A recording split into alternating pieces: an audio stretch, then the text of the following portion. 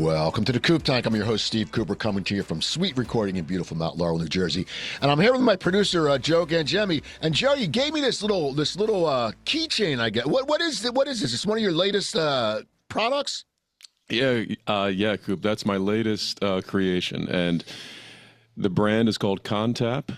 CONNTAP, and it's basically the most innovative and useful digital business card in the world, as far as I know, man. We're really changing the game out here. It's a series of NFC devices that allow you to share your website, your social media channels, and your content with a simple tap of a smartphone. Super easy to set up a profile with all of your resources and all your contact information. We have so many features that I won't get into right now because I want to let you get to the show, but contact me if you want to learn more about Contap. We are really changing the game, and we can take your networking to another level.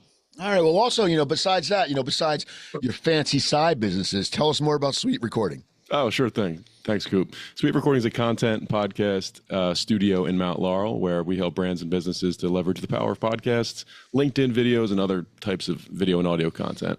Podcasting is a great tool, of course, for generating a lot of marketing material like clips, blog posts, and newsletters, but it's also great for business development, and that's really where we shine because we make the process so easy from start to finish, top to bottom, from podcast design all the way through to publication. So if you're interested in learning more, contact us anytime at hello@suiterecording.com or visit us on the web at suiterecording.com. That's SUITE. Take it away, Coop. We have a great show today. We have an all-female panel again, 2 weeks in a row. That's good. I think I'm going to do this a lot more. But before we get to them, I want to give you a big shout-out to our sponsors.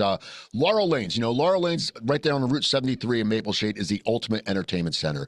They have 60 lanes of bowling. They have a state-of-the-art arcade games. They have a private luxury suite. They have something for everyone. And it's great for corporate nights, corporate events, birthday parties, or just a night out with friends. And they have an on-site restaurant called Splits Bar and Grill, where I host Cocktails with Cooper. And if you want to host a networking event, you have one in there, your first event, they'll give 10% of your sales back to your favorite charity of choice. And they have a great happy hour every Monday through Friday from 4 to 7. And during the month, they have really fun events like trivia, they have karaoke, they have beer pong. It's a bunch of great stuff. And when you're leaving, if you want a little something sweet, some sweets, because we all like sweets, they have Lickety Splits. It's their on-location ice cream parlor where they have these great concoctions, and they have butter pecan bourbon. They have one with alcohol. They have a bunch of ones with alcohol. They have regular ones too, regular ice cream. So please check them out. Go to Laurel Lanes and Splits. Go to their website, laurelLanesNJ.com. And Philly season is coming up, and they have dollar dogs on this season. Anyway, we have a great show today. My first guest, she's a second timer. She's coming back. She's coming back into the tank from FrontEnd Graphics. It's Betty Maul. How you doing, Betty? I'm doing great. Couldn't resist coming back, Steve. All right. And then from Snap Happy Events and Real Broker, it's Suzanne Simons. How you doing? Simmons. Is it Simons or Simmons? Simons. I was right. Suzanne Simons. How you doing, Suzanne? We're right. Good. How are you? Good. And then from Dream Vacations, we have Cindy Jessel. How you doing, Cindy? I'm great. How are you? I'm doing great. So here we go. So, Betty, tell us a little about what you do and what FrontEnd Graphics is. Okay, FrontEnd Graphics is it's a print mail company, and what we do is we help our clients make the most of their greatest asset, which is their data. And we tell you, don't just print it, make it personal. So we have green digital presses on site. We've been doing this for close to 30 years, and our clients are local as well as national. And we help a lot of nonprofits. That's one of our key areas, get more with less. So our thing is, what's the data look like? How can we help you make all of this personal to get more with what you mail? So that's what FrontEnd Graphics does. Okay. Suzanne, tell me both about Snap Happy Events and Real Broker. Okay. So Snap Happy Events is a photo booth rental company.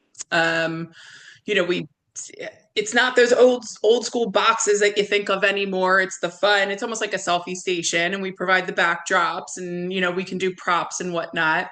And then Real Broker is the real estate company I'm with. I've been an agent for 9 years, so help you buy, sell, invest, rent, whatever you need. All right. And Cindy, tell us a little about the Dream Vacations. So Dream Vacations, I'm a franchise owner with Dream Vacations, and we are a travel agency. I'm a travel advisor, and I look forward to working with everyone I can talk to about travel and plan their dream vacation anywhere you want to go.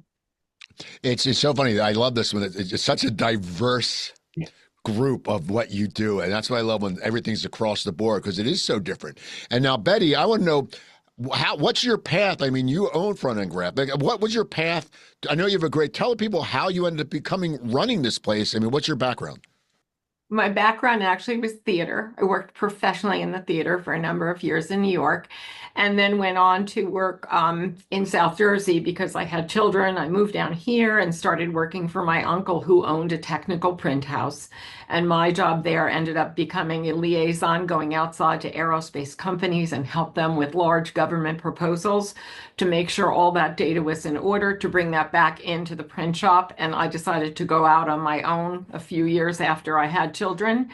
And fortunately for me, all my clients said yes, big clients, aerospace clients, and that's how I started FrontEnd Graphics. Okay. And now, how about you, Suzanne? Because I mean, no one ever starts off and says, "I'm gonna own a photo booth." Like, I mean, the realtor I understand, but what was the path to like, what is realtor and then photo booth? Because I mean, I can see it's like a side hustle, but it's just so random. And I have a friend who actually owns one up in Pennsylvania. But what's your path to realtor and then photo booth? So I've been a realtor for 9 years and I love it. Don't get me wrong. But I was like, you know what? I was out to lunch with a friend of mine and we were just talking and I was like, I feel like I need something. I want to add something different into my life, something fun, something where maybe I can grow it, hire employees, and it kind of just eventually will run itself. And she's like, oh, she's like, my cousin bought this photo booth and it's so cool. And I was like, that's so fun. That's like right up my alley. I love party stuff and planning parties and whatnot. And I was like, I could do that. So I just went online, bought it, created the LLC, did the whole thing, and here I am now doing parties. That's awesome, man. That's fun. Those things are fun. I'll tell you, they are fun. They are. They really are. So, Cindy, travel. I mean, did you start off as a travel agent? I mean, what was your path to owning Dream Vacations? Well, I actually had another career for 30 years and I recently retired last year. I was an attorney and I was in-house counsel for a small consulting company. And I really like travel. So I had been contemplating it for a while.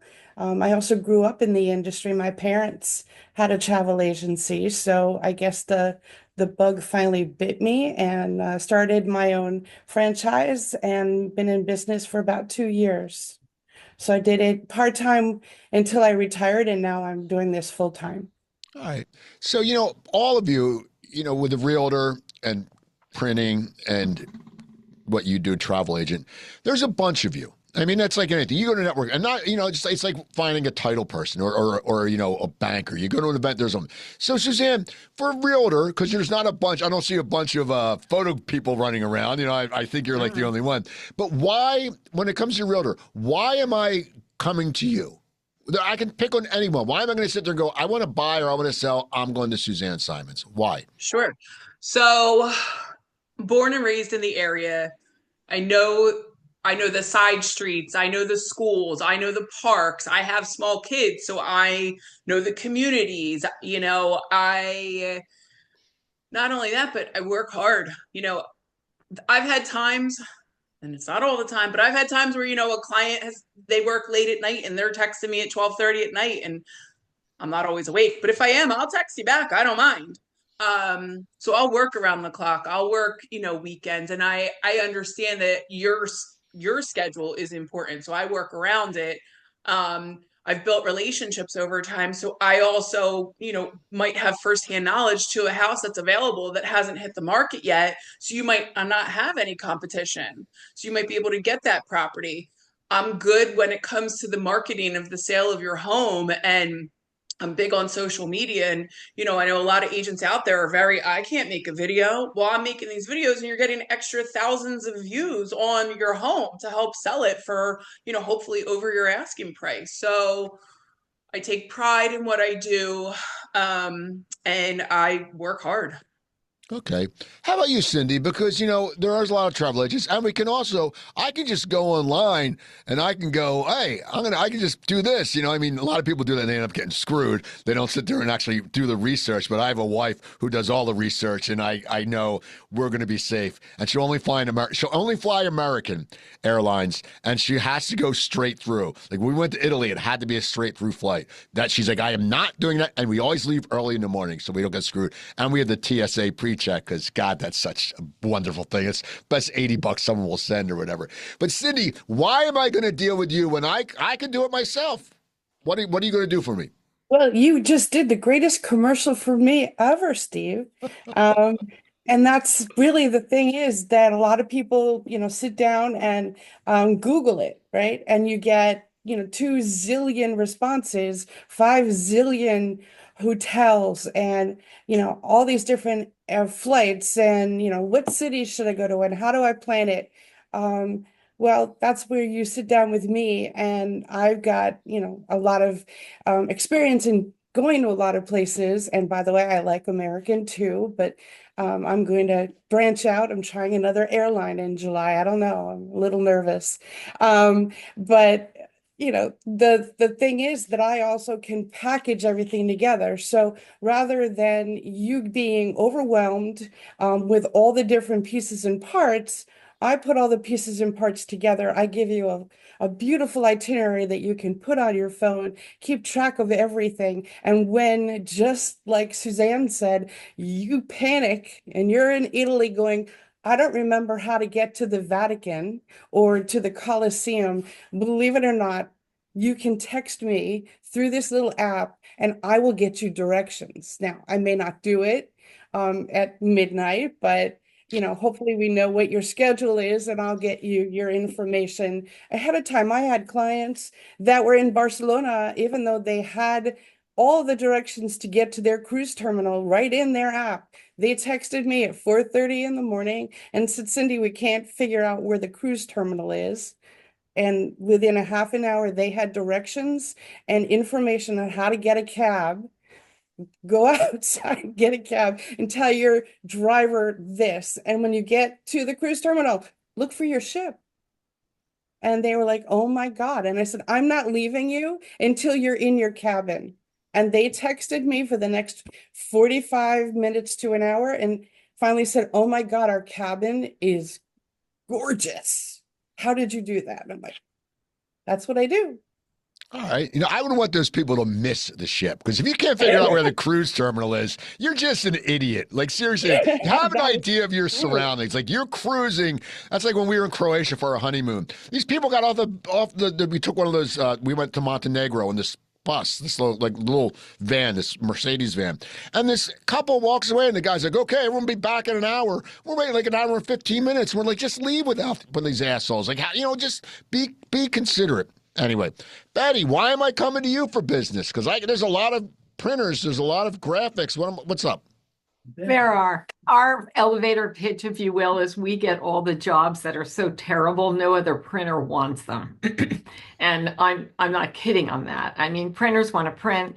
What we do that's different from them is we are front-end graphics, because way upstream, before anything prints, you have to make sure you have a file that's in good order. If people are creating it in Canva, we know how to get into your Canva file to make that happen on a real printing press.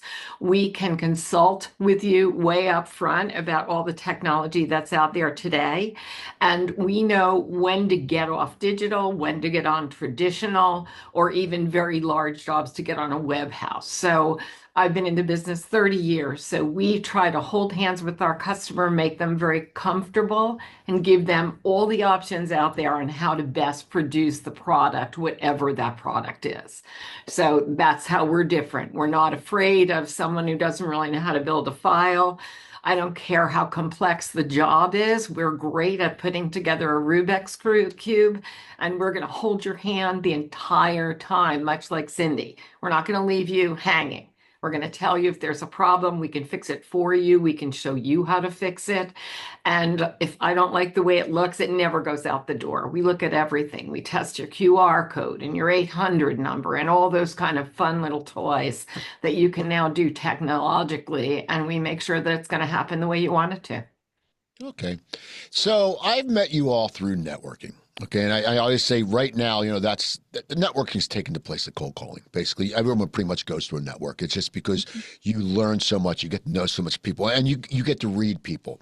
And that being said, Cindy, what do you like about networking?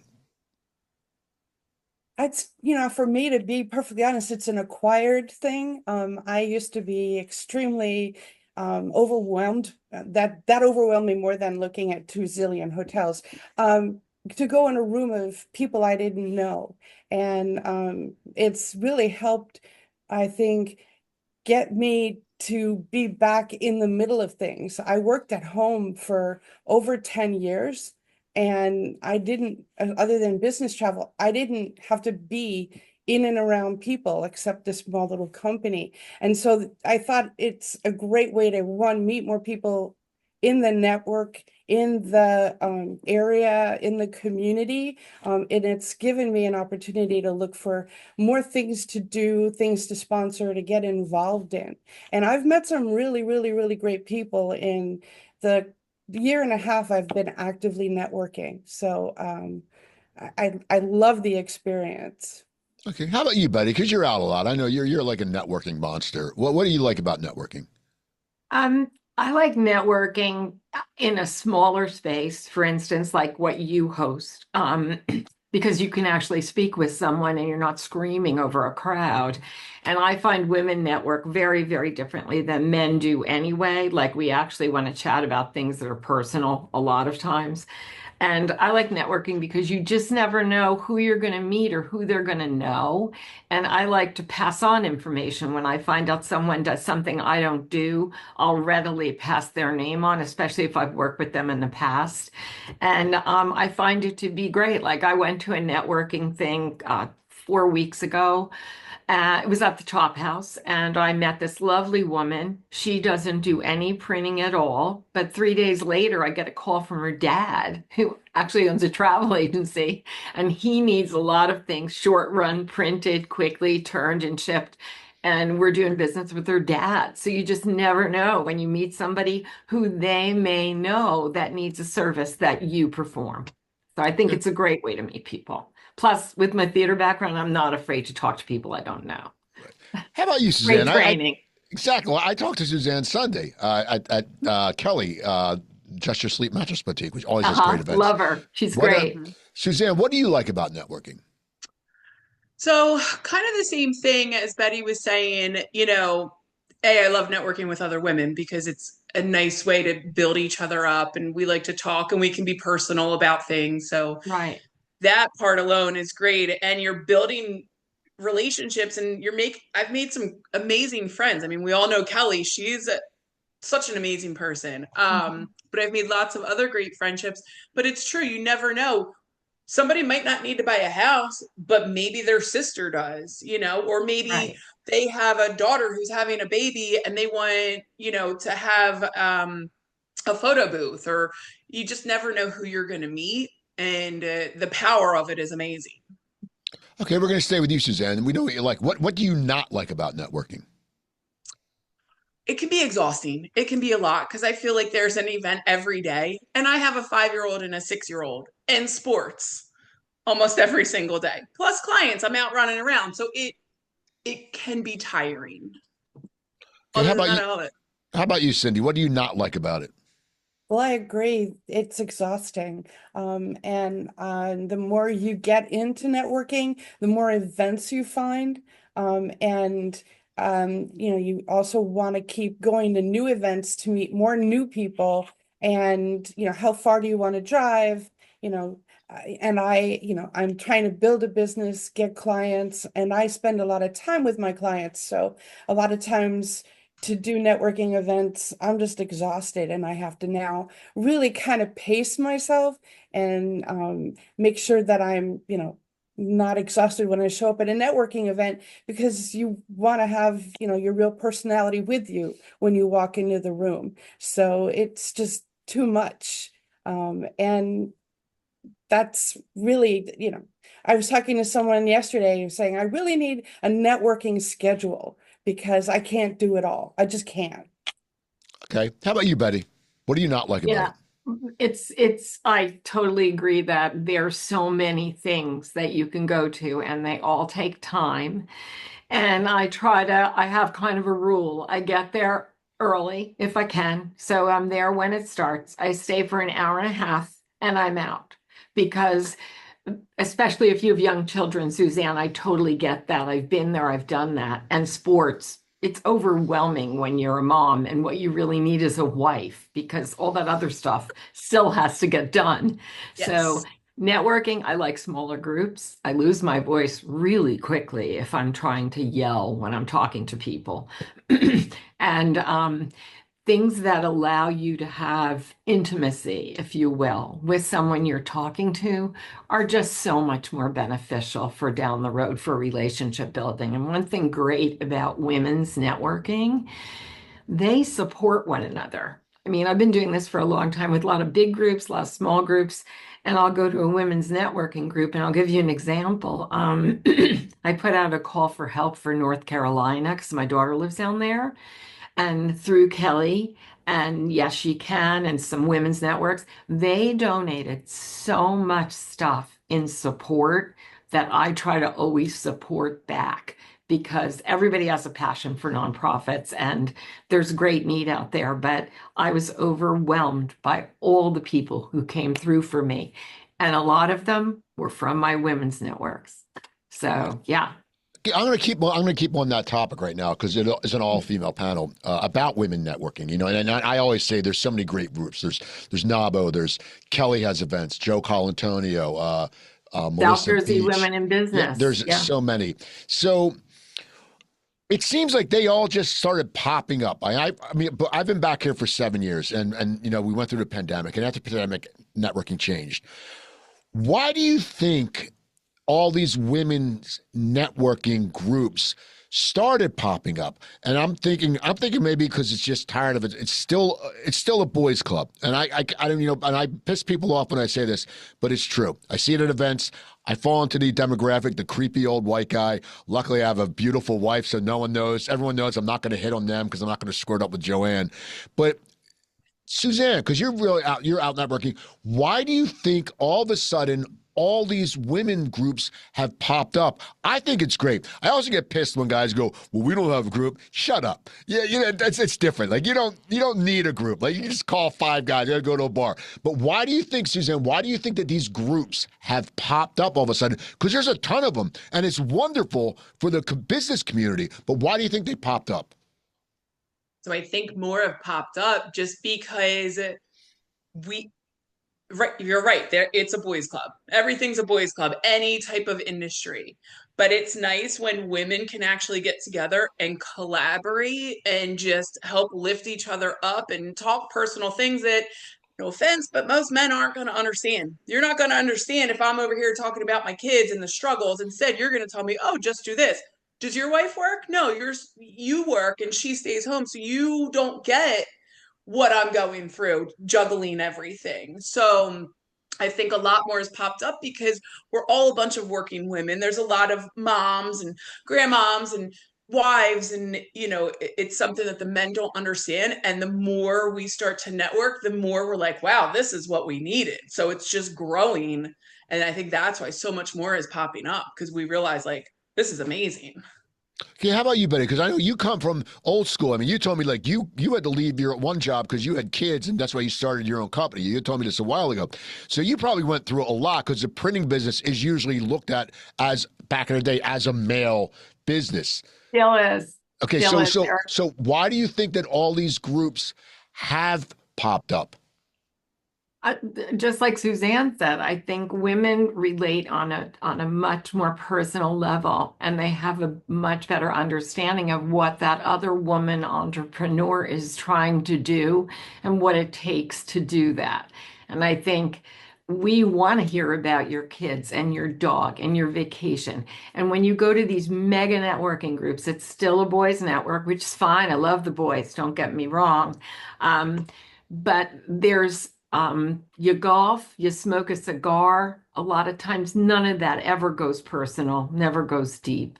And it becomes a place where I have a lot of friendships, and randomly you'll get, yes, I need this or I need that, but it's not the personalized friendships that develop like they do through women's groups. Like, not only do we get to refer each other, but we like each other and we want to know how Suzanne's kids did in the soccer game. I mean, I don't know. It's just like it's a memory thing. We get it. We've been there. We've done that. And I have a lot of respect. It's great to see so many women business entrepreneurs in South Jersey. It's awesome. So anything I can do to continue that forward, I'm going to do. And little things like you'll do small groups, you'll have 30 or 40 ladies, and you can really get to know them and share with them and refer them out and give them.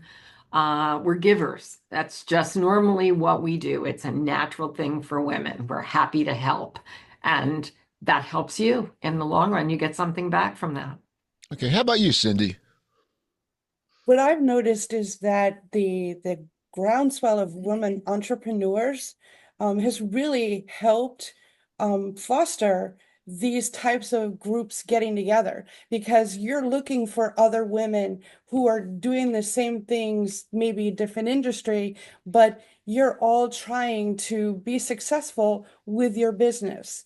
And most of the women I've met have, worked in corporate America or some other organization, and they, branched out on their own, but they still want that net. And that net is the other women who do want to support other women's businesses any way they can. And I think that's great. I started, working in a very male-oriented area in contract negotiation 30 plus years ago, and I was, the young woman that walked in the room, and that was very intimidating. And now I'm much older, but I'm walking into a room with women who probably had the same experience and took all that knowledge and went out and are using it for their own business and want to share that and help other people. And women just are very good at this, as everyone on this panel has said, is supporting each other and supporting each other's businesses to the extent that they can. Okay, so men a lot of times are focused on themselves. And I see that at networking, and that's just something, I mean, I don't deal with it because I know celebrities. No one impresses me in South Jersey. There's going to be no one. I mean, I respect what they do, but, it's not one of those things. But some people have the ego, and a lot of men don't notice, like all you said, what a woman business owner or worker goes through. It's the woman who, if you have kids, does that, plans, not my house plans. I plan the meals because I love to cook, but plans the meals. They do a lot of the stuff, okay? And men aren't aware of that. So with all these business groups, and how do you get men in a business circle when you go to, an event where they're just talking to you, like, you know how it is. I'm not going to explain it, but you know how it is. How do you get men to start recognizing all the stuff you do? I mean, is that possible? It hasn't changed. I mean, do you think that will change? Betty, do you think men will start noticing, a woman business owner, it's more than a male business owner, because a majority of the houses, like I'm lucky, we have it split. My wife will not let me do the laundry, even though I was single for years because she's afraid I'll screw it up. But I do all the shopping and I cook. And then she makes the bed. And then we have a person coming 3 days, every 3 weeks to clean the place. But I understand the plight of a woman business owner. But a lot of people don't. A lot of men don't. How do you get it through the thick skull of some of these idiots that the woman, it's more than just being a business owner? You have like 2 careers. How do you change that perception, Betty? Can you change it, you think?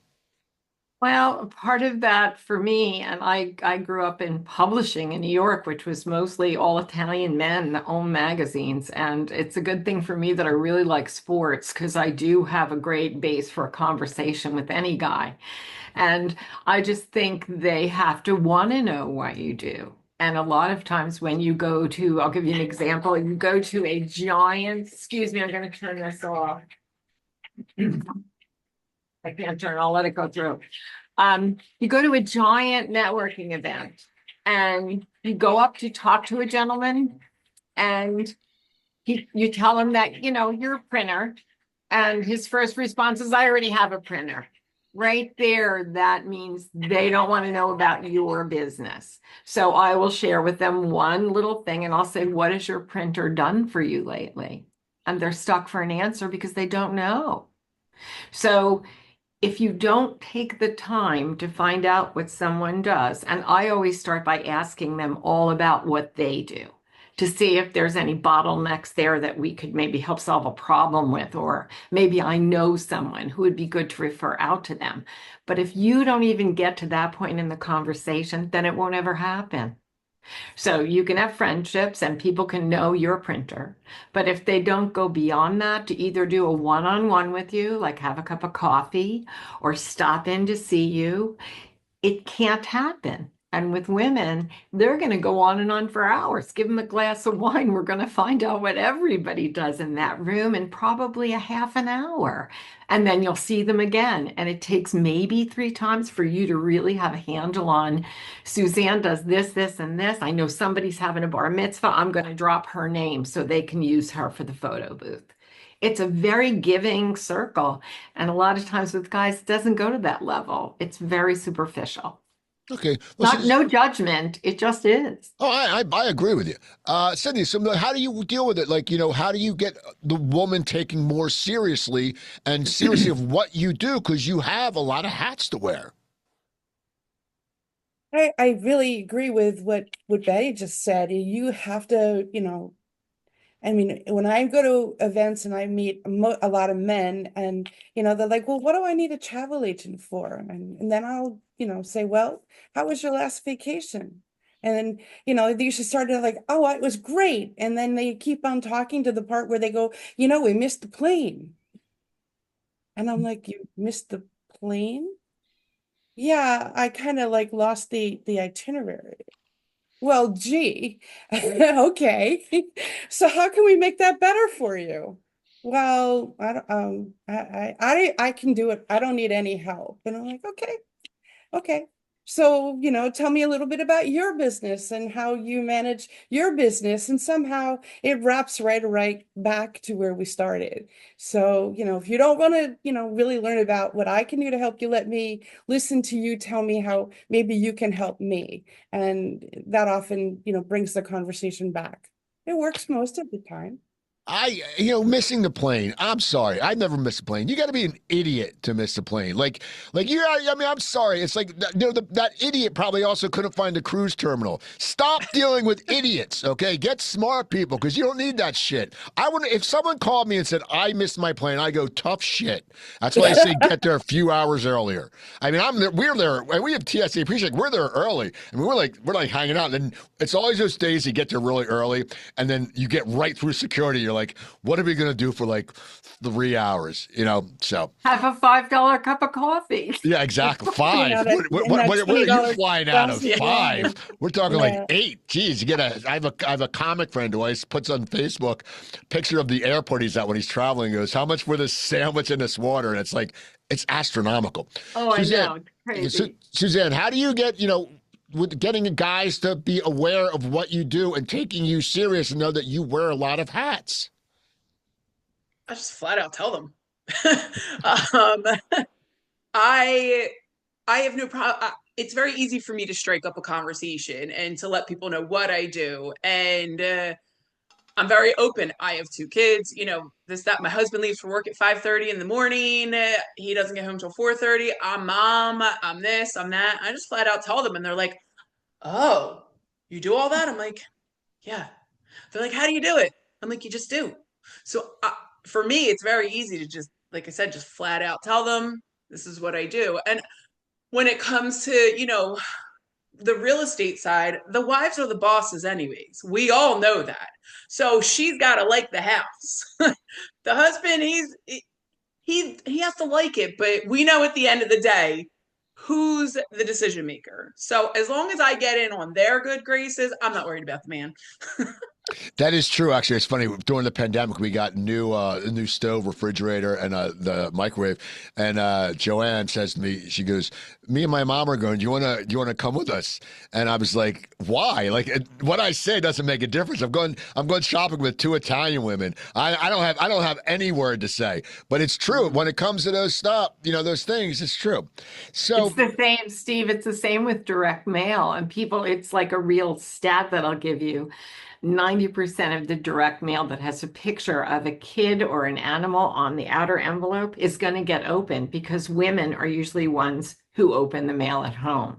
So I always say put a child or an animal on the front and you're golden because they're going to open that piece of mail. that's good to know. That's good to know.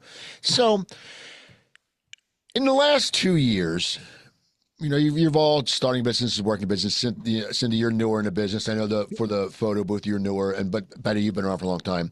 We'll start with you, Suzanne. And this can be personal or it can be professional. In like the last year or two, what is an accomplishment that you're really proud of?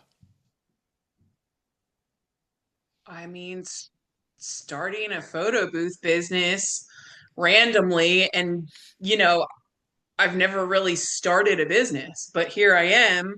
I have a business.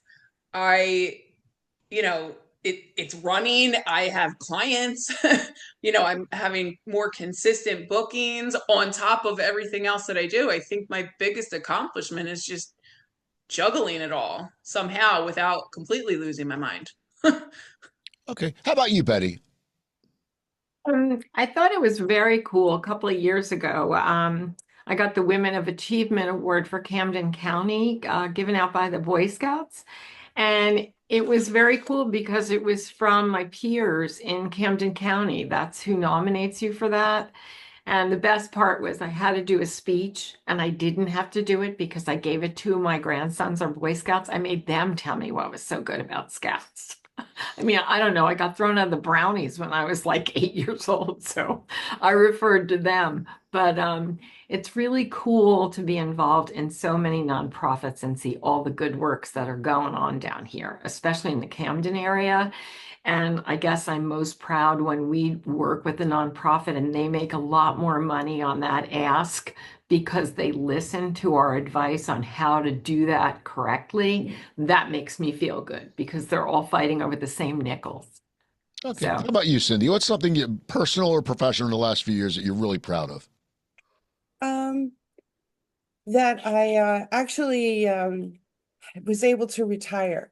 I thought I would probably, and I'm not retired, but I was able to retire and then do something that I love, that I also get to enjoy other people's vacations. I know that sounds kind of weird, but I really want to see the pictures and I want to hear the memories. And so I'm gone from a somewhat negative career where everyone loves talking to their lawyers, to somewhere where people enjoy talking to me, because if you want to talk about Italy or you want to talk about Ireland or even going to see Yosemite, or the Golden Gate Bridge, I'm there to listen to you and help you plan to make more memories. So I gave myself the ability to do that, and I consider that a really big accomplishment.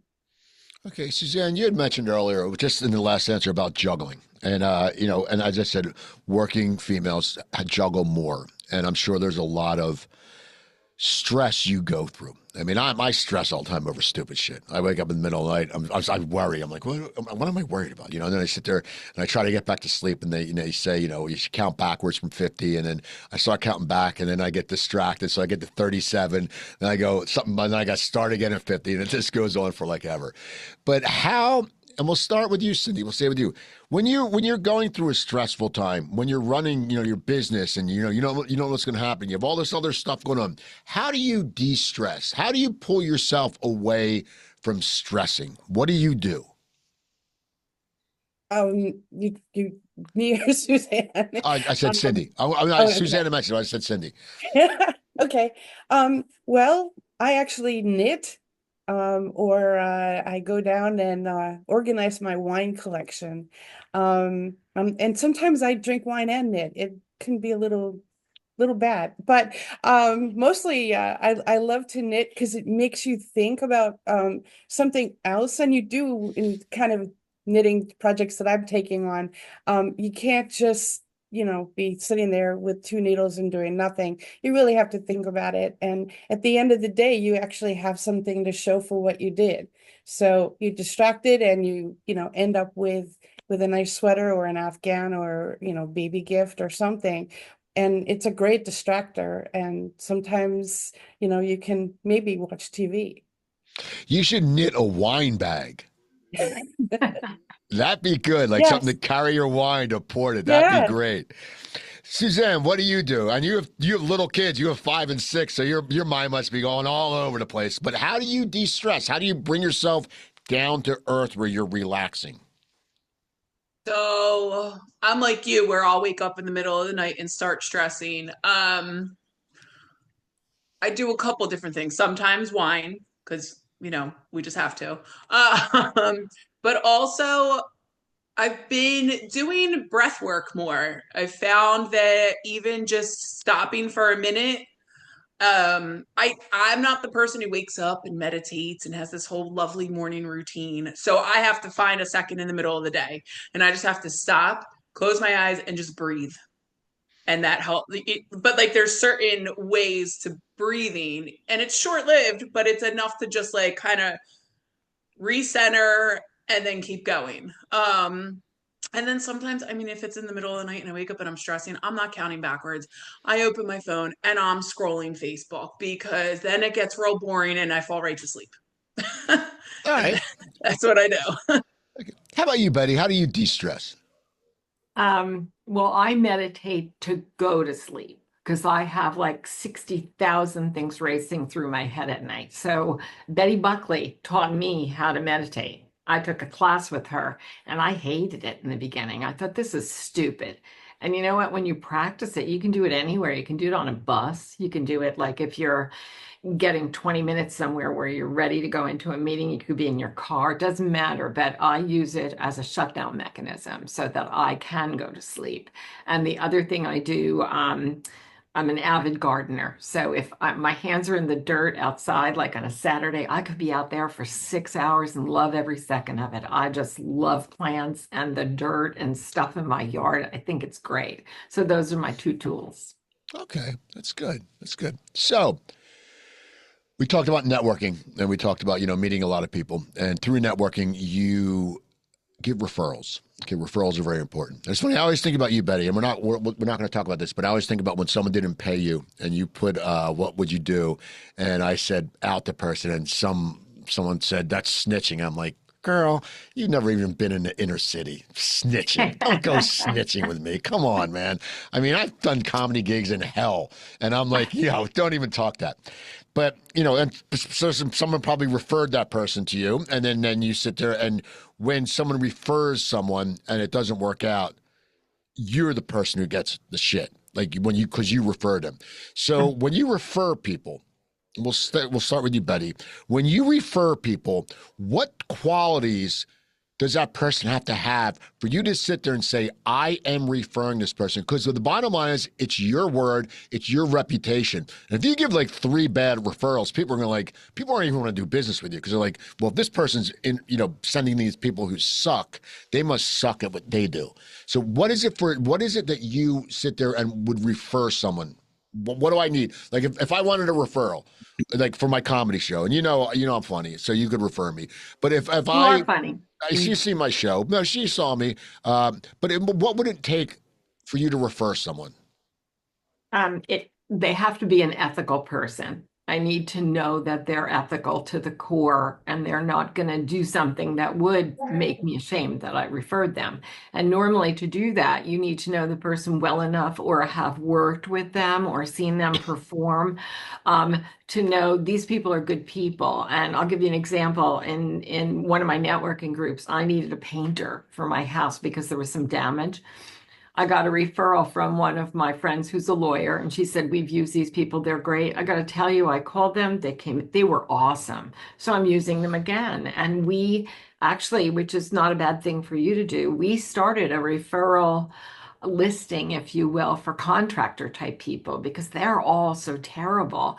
And I find that that's a really great gift to give somebody that you know. Like if you need somebody to power wash your house, or you need somebody who's reliable that'll come in and it'll give you an estimate on time to paint your house. Those kinds of things are from networking. And I have to know the person is good. I would refer this painter out to anybody. They're great. Come on time, do the job when they're supposed to. It gets done when it's supposed to. They clean up, they go. I would refer that painter out to everybody. They're great. Okay. So I think you need to know them and know they're ethical, like real business people with insurance and all those little things you need to hire somebody. So ethics and experience and knowledge that they'll do a good job for somebody you refer them out to. Okay. How about you, Suzanne? What does someone need for you to refer them? A lot of times I refer people all the time, especially contractors. So a lot of times it's someone that I've used personally. When it comes to, meeting people in these network events, experience is a huge thing. How well you communicate, that's huge to me. You need to communicate. I need to know that if I give you a referral, you're not reaching out to them a week later. You're going to reach out to them pretty immediately. If not, I'm going to give them somebody else. But experience, I'll feel someone out. But I think that those are the two biggest things, is just experience and communication. Ethical always helps. I don't want to send a painter to somebody's house knowing that they just robbed my friend. So, but yeah, I'd say those are the big things. Okay. How about you, Cindy? I'm most comfortable referring people that I've used. And that goes anywhere from contractors to, even tour guides. I do a lot of work in vetting for my own travels, a lot of things in the places I've gone, and I've actually struck up friendships with some of these tour guides or other suppliers all over the world. And so I feel very comfortable because I experienced it first and spent usually, an entire day or many hours with these people. So I feel very comfortable referring them. But, around here, it's usually somebody that's done work in my house or my car or worked with my husband or something else. So there's personal knowledge is very important to me. Okay. So I always ask this question, and there's no right or wrong answer, and it could be the same answer. I tell people there's no right or wrong answer, but I have different views of what my answers are. It's the question about what is happiness and what is success. And if they're the same thing to you, I don't think they're the same thing. I think they're different, but everyone has different answers. So Suzanne, to you, what is happiness and what is success? And if they're both the same, that's fine. But if you think they're different, please elaborate. I mean, they're definitely different. I can be successful in my career, but it doesn't mean I'm going to be happy. Maybe I hate my career. I don't, just for the record. But to me, I mean, happiness is being with my family, laughing, having friendships, my pets, being able to just be cozy. That to me is being happy. Success is growing and building and learning and, having a thriving business. That to me is success. But the happiness part for me personally is more family and comfort and friends and love. Okay. How about you, Cindy? I think mine get a little intertwined, and I'm happiest when I'm exploring new things. And so most of my exploration is been through travel, and now I'm really happy and in that I am making something that makes me happy in my business. And I love the expression, if you're doing something that you love, you'll never be bored a day in your life. And so that's, where I am now. And it's taken me a long time to figure that out, but I got here, and I wake up every morning and I, actually enjoy trying to figure out, you know, the puzzle that is everyone's dream vacation. And that's a lot of fun. So it makes me happy. How about you, Betty? Happiness is, I think it's an inner sense of being grateful for what you already have and what you've already experienced. Like for me, there's sometimes where I just come home in the summer, sit out on my deck, have a glass of wine, listen to the birds and say, this is so great that I have a space like this. Success is having enough success that you can do some things that really are feel-good things, like in your heart, and it allows you to create the time to give back to some of those things. So I think they're intertwined in one degree, but they all surround like a gratefulness for having the opportunity to be able to be exposed to things like that that allow you to do things like that, if that makes sense. Okay. So let's talk about social media. Social media is a big thing now. Everyone's on social media. LinkedIn, everyone's on LinkedIn, and so many people. I'm getting irritated at all the posts that are exactly the same. They're AI, like it's the same takeaways. My takeaways. My takeaways. I don't give a shit what your takeaways are. Okay, don't tell me what my takeaways are. You don't even know me. It's like it's this ego, like, oh my God, it's like what I say is more important than anything you ever think. It's like there's motivational speakers, like they're always talking at you, like you fucked up, I'm right. Like that's what they're saying. But with LinkedIn, I see also, I sit there and sometimes I see religion and politics. And I think if you're a man of the cloth, if you're a clergy, hey, do religion, because that's your job. But I don't think there's a place for it. I don't think LinkedIn is a place for religion or politics. I don't even post either on my Facebook. I don't post anything about religion or politics because I don't need the argument. But we're going to start with you, Cindy. Do you think that LinkedIn people should be posting about religion and politics? No, I was a LinkedIn user before a lot of people knew what LinkedIn was. I don't actually know how I found it. I wrote about business. I was looking for business connections, and that's what it's there for. And now, my LinkedIn activity is still about my business. It's about travel. And I'm looking to link in with other people in the industry, which is interesting because you can link in with the president of a cruise line, which is great, and comment on their posts, but it's about business. It's not about the politics of the company or the politics that's going on around us. And I'm not a very religious person, so I don't even talk about it. It just Okay. doesn't belong there. Okay. How about you, Betty? I'm starting to hate social media, and I do not think anyone should be. Let's face it, over the last 5 years, we all know where everybody stands politically. We got it. You've been pounding it into my face for 5 years. So I think politics does not belong on any of the social media. I don't want to hear it. I already know how you feel. You've told me this for 5 years. I don't need you to do it. So I don't think it has a place at all in social media. And the other thing I hate is all these people that want to show me themselves at the gym. Good for you.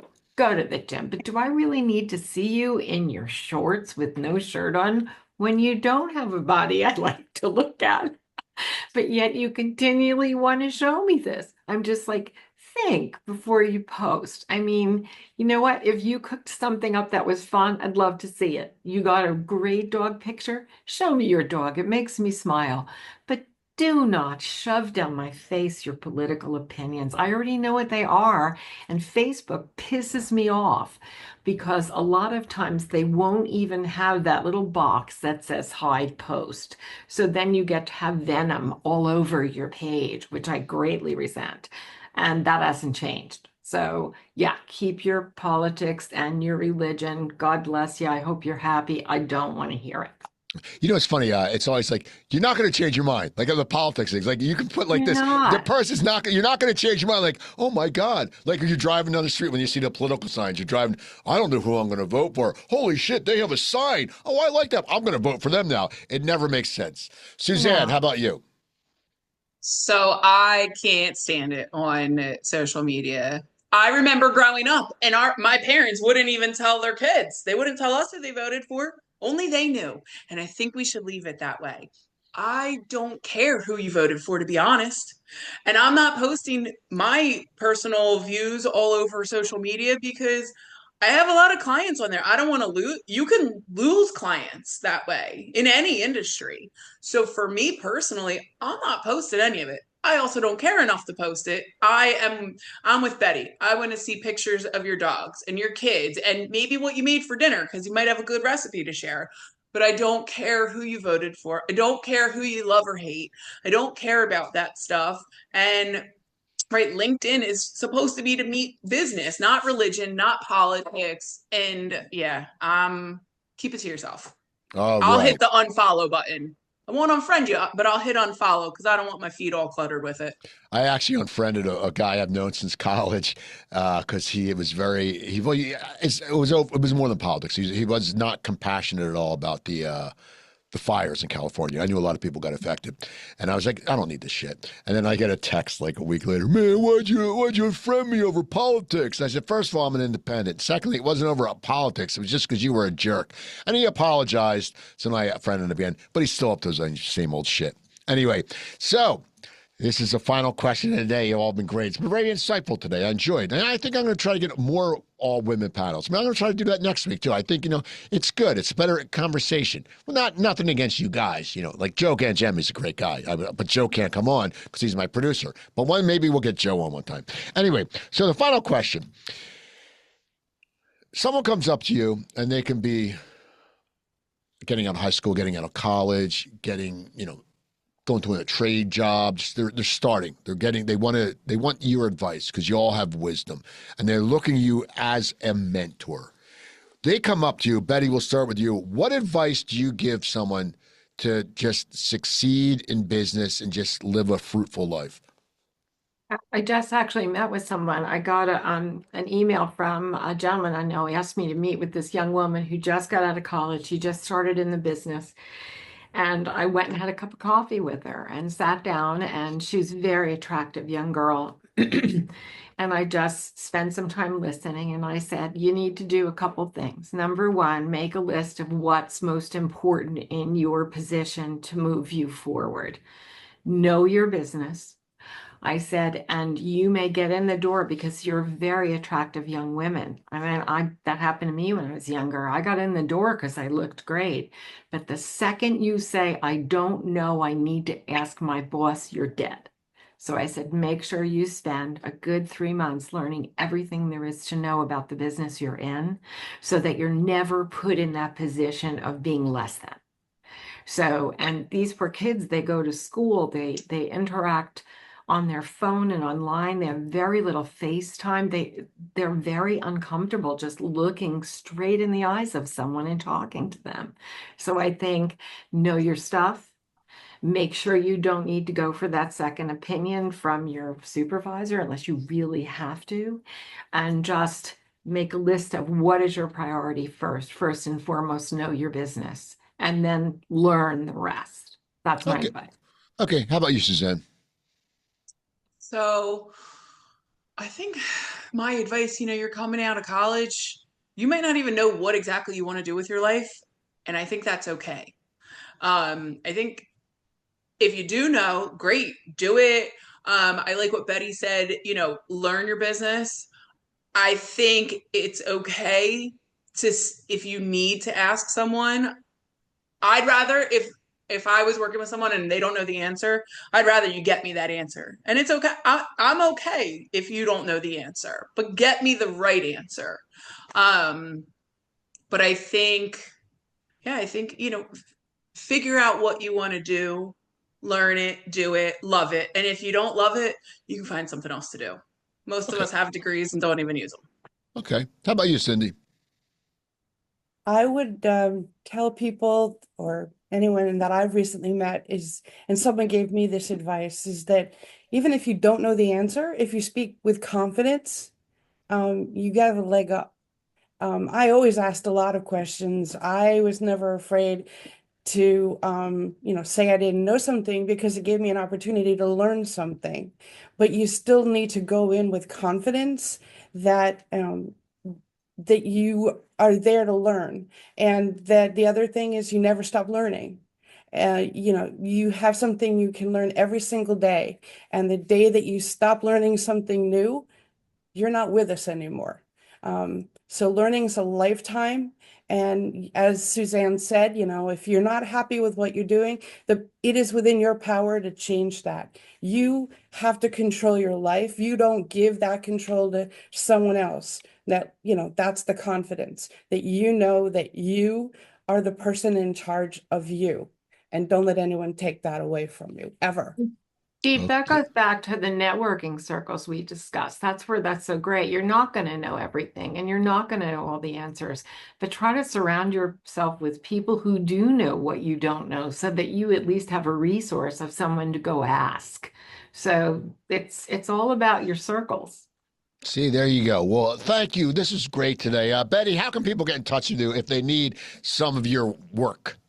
They can just call me on the phone. I talk to everybody. 856-547-1600. FrontEnd Graphics. Doesn't cost you anything to pick my brain. Okay. Suzanne. Same. You can call me. You can text me, 856-278-6966, or you can find me on pretty much every social media out there and send me a message. Cindy. You can reach me and text me at 856-252-0858. And I have a really great website that's got a lot of inspiration for all of your travels. It's cbjesseldreamvacations.com. So people reach out to them. You can reach it. None of you are texting me. I'm not giving you my number. I don't give anyone my number out. My number's not even on my business card. I don't want people calling me. You can email me at thecooptank@yahoo.com. If you sit there and you want to get some social media presence and you want to get an interview, or I've interviewed a bunch of stars, me and Joe Gangemi will set up. We'll do an interview for you. I'll interview you. Joe will edit it. We'll give you a great end product. You can put it on social media. It's going to look great. Email me, like I said, thecooptank@yahoo.com. I'll give you pricing and stuff like that. Also, I'm still trying to get it going, either April or May. If you know someone who's afraid to speak in public, Coop's comedy class. If you don't like to speak in public, you're afraid to network, we're going to get you. It's a boot camp, and at the last time of the boot camp, you're going to be up on stage doing comedy, and I guarantee once you get on stage, you will never be afraid to speak in public again. Also, go to coopertalk.net. You can find over 1,033 episodes of my celebrity interviews. Go on YouTube, follow the Coop Tank, rate it, subscribe, like it. Look up Joe Gangemi at SuiteRecording.com. And Joe, is there a website for the contact?